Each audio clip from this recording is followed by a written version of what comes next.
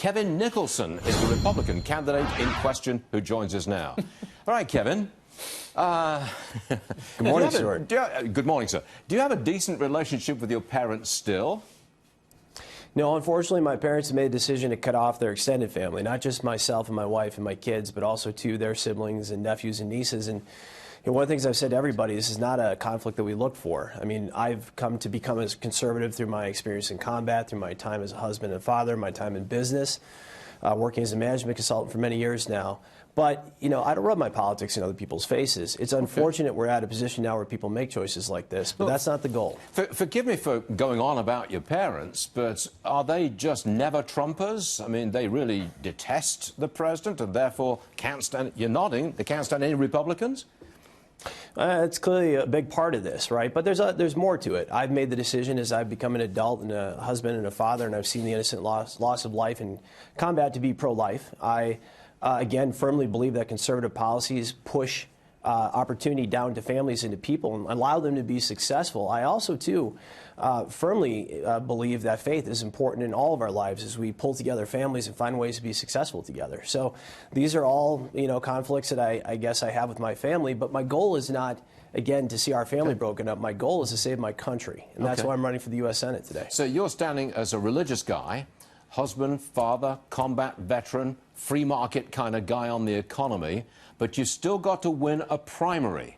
I don't know who your opponent is in this primary in Wisconsin, but you're pretty much Trump down the line, aren't you?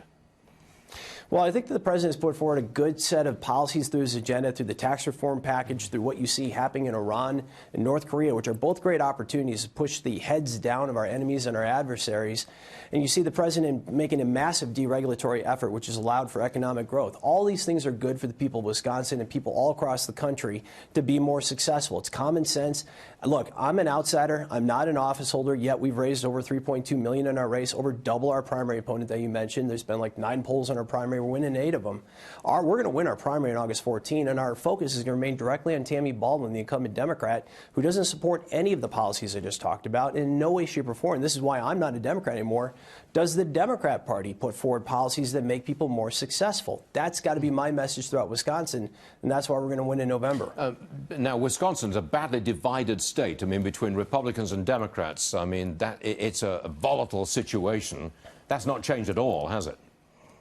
Well, sir, there's a lot of former Democrats in our state, which is why our state is, in essence, shifted from a center-left to a center-right state.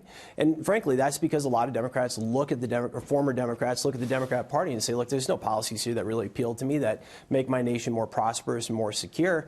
And what they got from President Trump, and this surprised a lot of people, was somebody that was identifying the problems that they were worried about, trying to find ways to, again, matter-of-factly go after the problems that we all see in Washington. And I think the real answer here is that the solutions to the problems created by the political class are never going to come from the political class.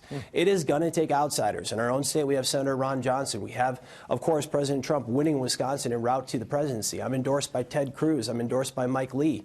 These are senators that were not elected to office before they were elected to the Senate and then went there and actually provided solutions. Look, Kevin, thank you very much for appearing on the show this morning. We appreciate you being here. Thank you very much, sir. I do want to tell Thank you, sir, and I look viewers, forward to talking again. Yeah, you may just do that.